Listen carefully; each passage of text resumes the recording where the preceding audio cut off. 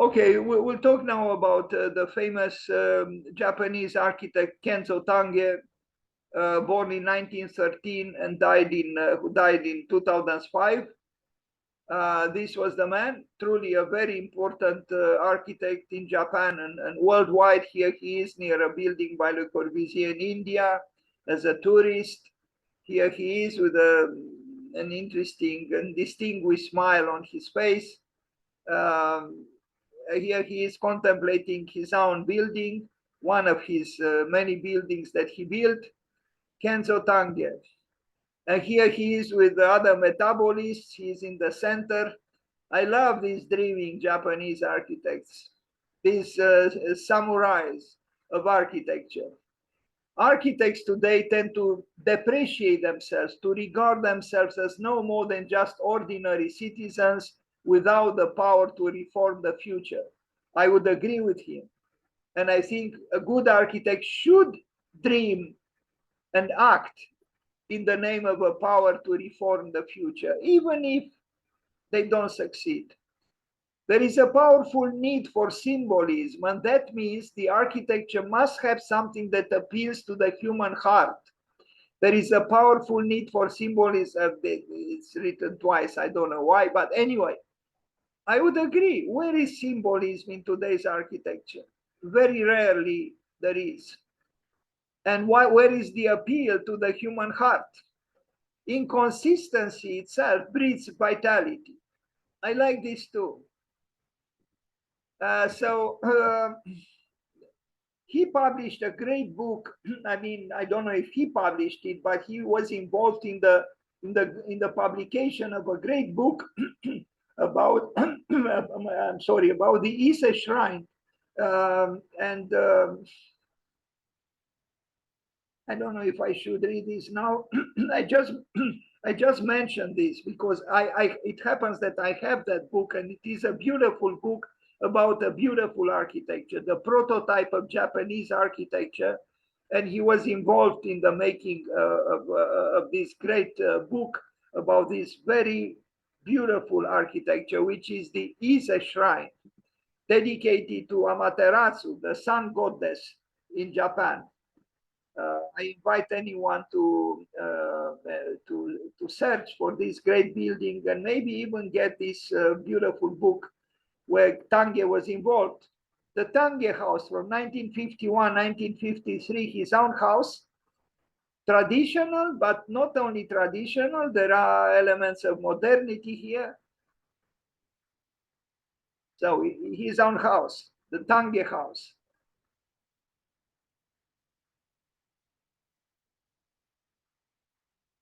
I go a little bit quickly because I don't have enough space, free space on my disk, and I want to save the recording. So please forgive me if I rush a little bit the presentation.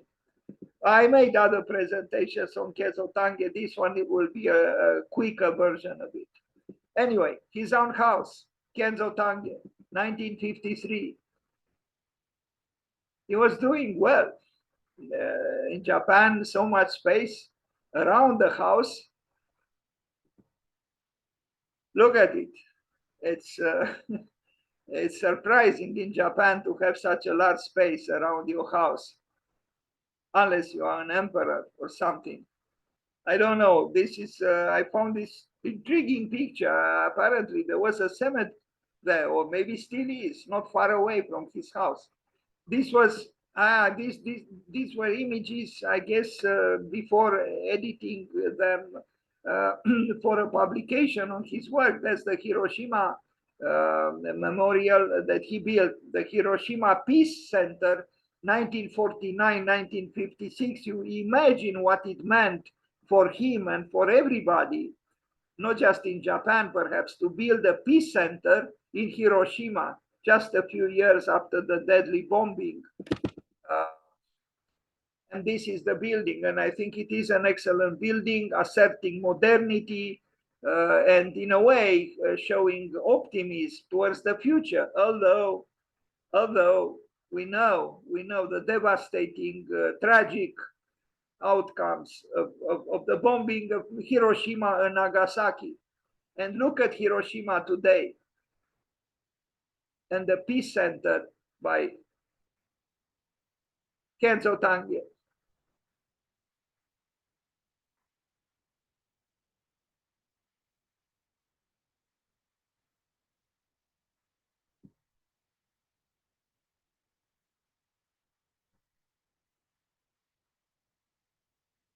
(1949).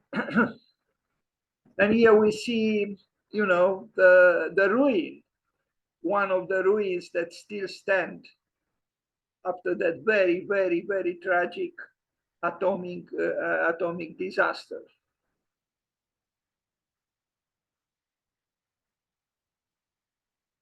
A beautiful rebirth of the country.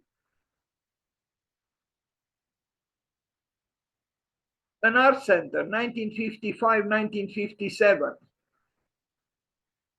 That this could have been a city hall and many other things. It's an art center. Not bad. 1955-1957, a heroic architecture, but not a morose architecture. You see the chromatic treatment of the facade, blue, probably ceramic tiles. This was the heroic beginning of Japan reasserting itself after the deadly Second World War. Imabari City Hall Complex, 1958. Concrete, exposed concrete, too much. At that time, they didn't think of the polluting attributes of concrete, but we can forgive him for that. Nobody was thinking of that then, but now it's a different story. Kagawa Prefectural Government Office in Japan, 1958 again, governmental office, but done exquisitely in its modernistic way. But the stones and the water add something that maybe the building doesn't have, and they are planted there beautifully with that art of knowing what nature is that exists in Japan.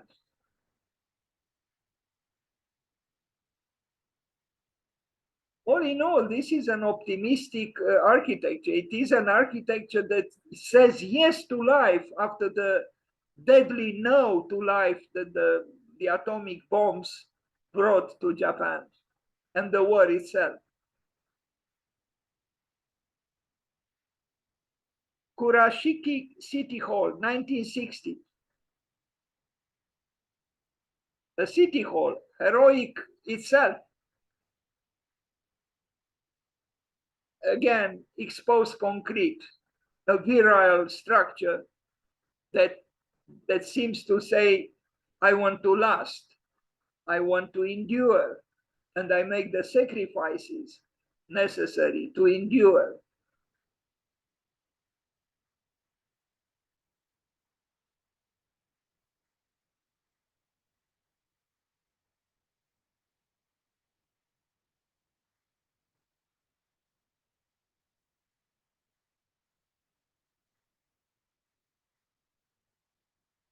Again, lots of exposed concrete. Housing, 1961, a rather surprising architectural statement from KENZO TANGE. This kind of architecture would be more common in Europe than in Japan, but he did it.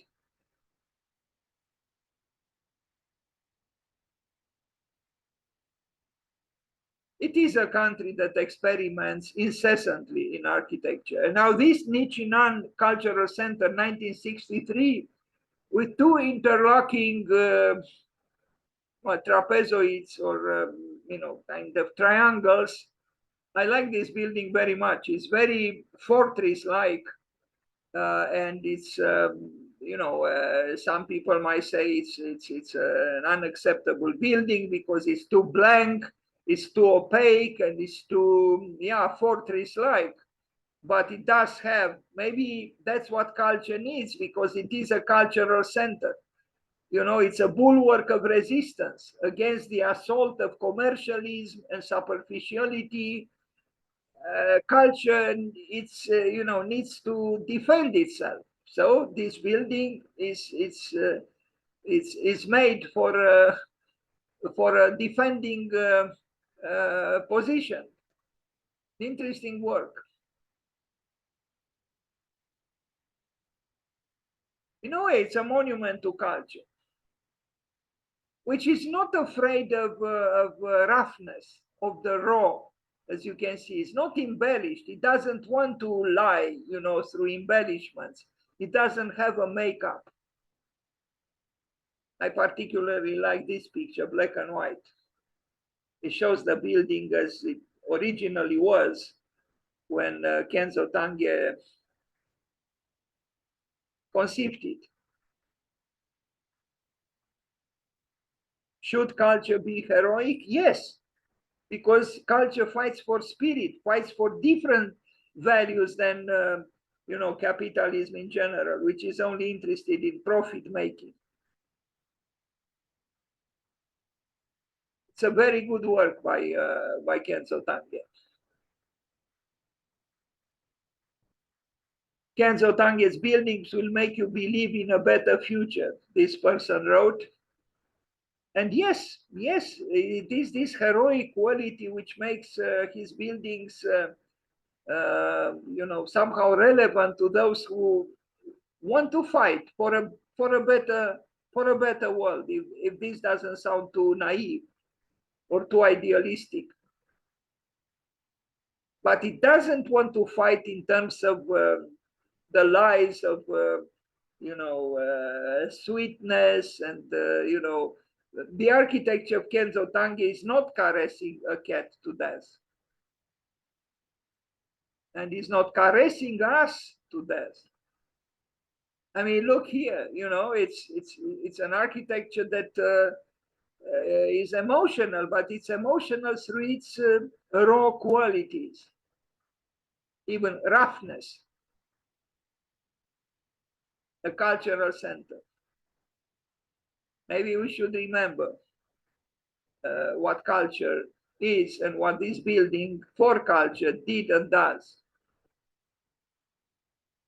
We Japanese architects, in our endeavors to resolve the problems facing modern Japan, have devoted a great deal of attention, that's what he wrote, to the Japanese tradition, and have in the end arrived at the point which I have sought to elucidate for you. If, however, there can be detected a trace of tradition in my works or in those of my generation, then our creative powers have not been at their best.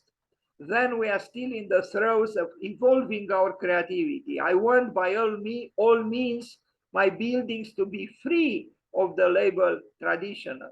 This reminds me a little bit what Sverre Fehn wrote vis-a-vis the Nordic tradition.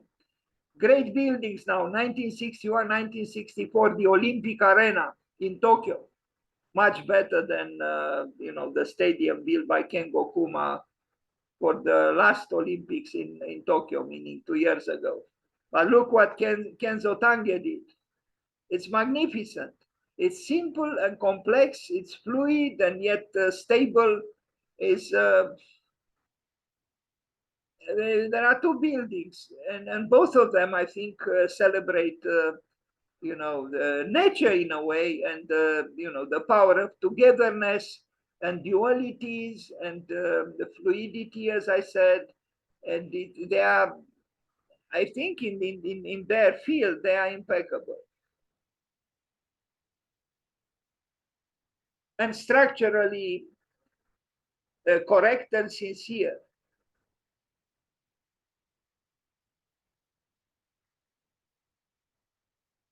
KENZO TANGE. You simply cannot compare these buildings with a stadium that Kengo Kuma did. It's impossible.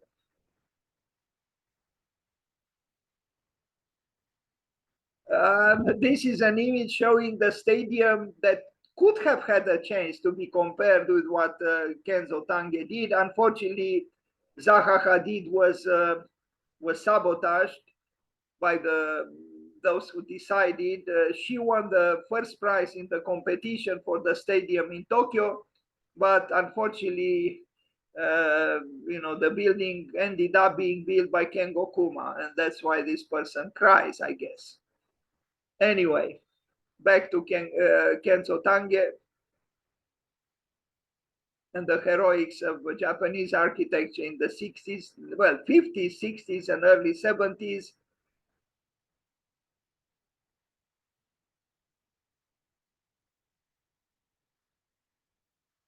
The smaller, we already saw the smaller structure of the two is this one. It is dynamic, it's nail-like. Is because of the circle, it could have been perfectly symmetrical, and it's not. It's asymmetrical and symmetrical at the same time. And now St. Mary's Cathedral in Tokyo, 1963, another heroic gesture from Kenzo Tange. I don't know which I should read what is written here. You can read it. It works upon and transforms reality through the construction of a substantial object of use. I wouldn't say a building is an object. The artistic form of this object, I don't like this text, sorry, because it talks about a cathedral, a building, as being an object, and it's not an object. I don't know who wrote that text, and I should eliminate it. Anyway, this is the building. The interior is heroic. I'm not so stirred up by the exterior, which for my taste is a little bit too sleek and too shining. But the interior has force, has power. It's primeval, it's primordial, it's ahistorical in a way. It's a geometrized, an architectonic in exposed concrete, dedicated to Mary, the mother of Jesus, in Tokyo. Kenzo Tange, exposed concrete, with no need for embellishments. Built between 1963 and 1964.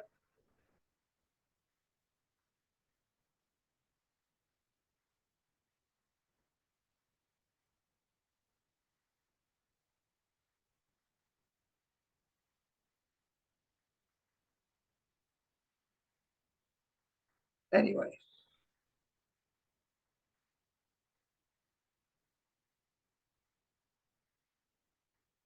St. Mary's Cathedral. Someone wrote, this is one of the most awe-inspiring things I've seen in a minute. I'm not an overtly religious, but I can see finding God being relatively easy in a place like this. Well, I don't know about that, but it is, yes, an important building by him. This gymnasium was at risk of demolition, but I think it was saved. Another heroic architecture from Kenzo Tange. Very much so. He took risks. He was not afraid. I look at the buildings on the left and the bottom and compare it to the structure by Tange. Was he arrogant? No, I don't think he was arrogant. He was just courageous.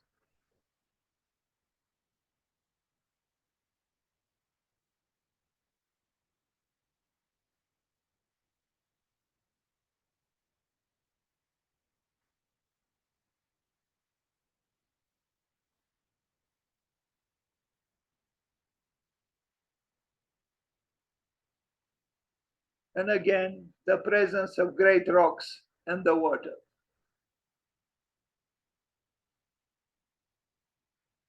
And even the passage of time and the interventions of the elements are somehow integrated into the whole thing. In other words, the effects of the passing time are not deadly for the building.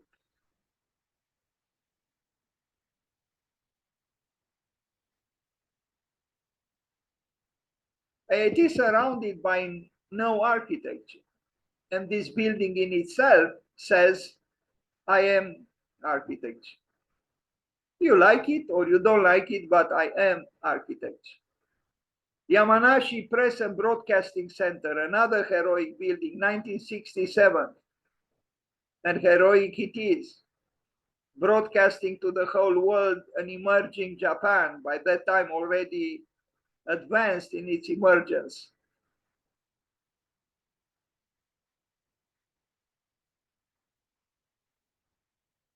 It could have been a banal commercial building, and it is not. And if you see the mountains in the distance and the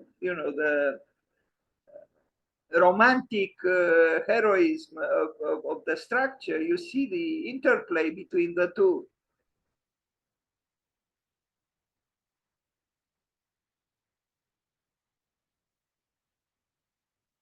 Not bad.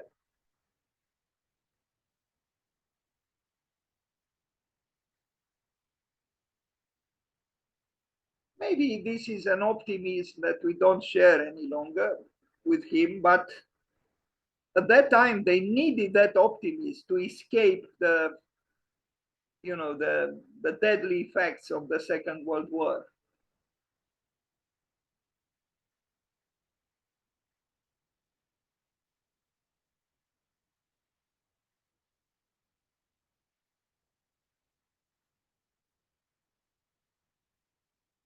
Now, in 1990, Kenzo Tange built something different, also for the same function, broadcasting.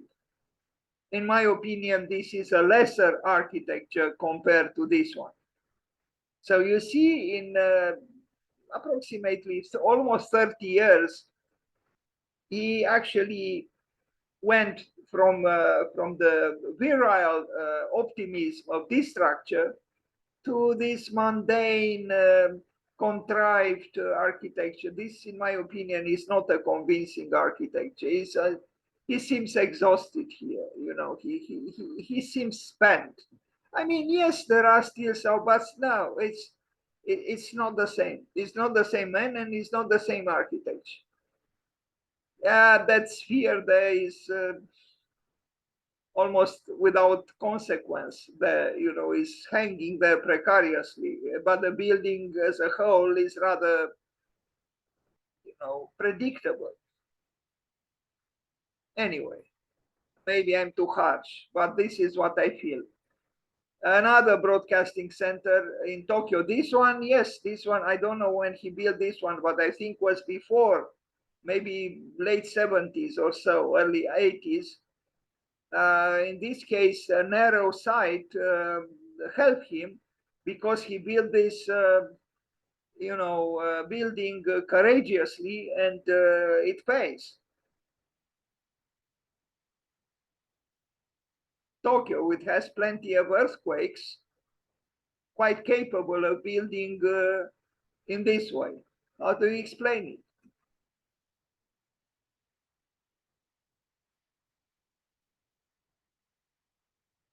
Kenzo Tange again.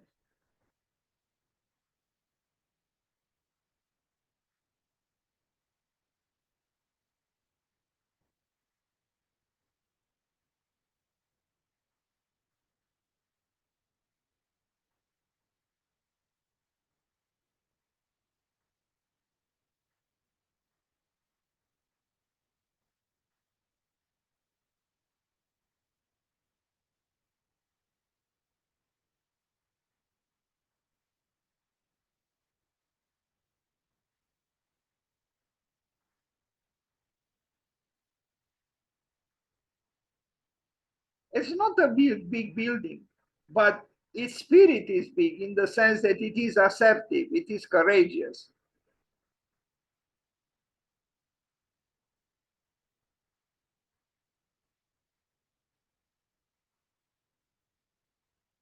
Tokyo City Hall, 1991. This building doesn't impress me a lot, not in a positive sense. It's already, a very influential and powerful country, but, you know, it's a triumphalist architecture that, in my opinion, doesn't show a genuine heroic, stance. It's It's already big. It's big government, big corporation, big bureaucracy, a lot of money, of course, but it's also, you know, at the end of that disaster for architecture, which was called, in my opinion, postmodernism. I wish Kenzo Tange didn't build it. I mean, I appreciate the symbol of peace of the statue in front of it, but the building is, you know, if you look at his first house, the house he built for himself, and you look at this building, it's a distance now. It's huge. It's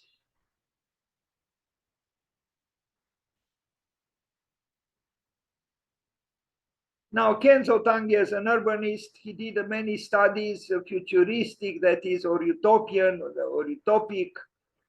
Yes, because good architects imagine they could be agents of transformation of society and life. And okay, maybe if they were built, they would not have been very successful. I don't know. I'm also thinking of the urbanist dreams of Le Corbusier. But I think it is important for architects to envision prospects for a different world, for a better world. Now, we don't know if this would have resulted in a better world, but architects at that time truly believed in this kind of activity. He was not the only one. There were the other metabolists and Arata Isozaki, and they all wanted to create visions for a better future.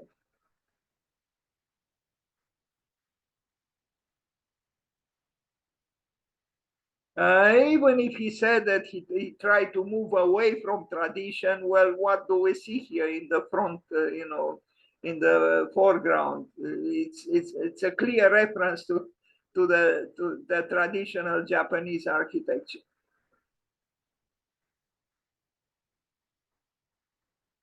Extending on water, maybe too emphatically and maybe too optimistically, but they had to in a certain way. Anyway, it was a dream. And here is the dreamer contemplating his scheme. And we wonder if it was built, you know, if its effects would have been positive or negative, we don't know. But it's important to dream, and it's important to come forward with all kinds of ideas. And let time decide if they were, you know, unnecessary or necessary.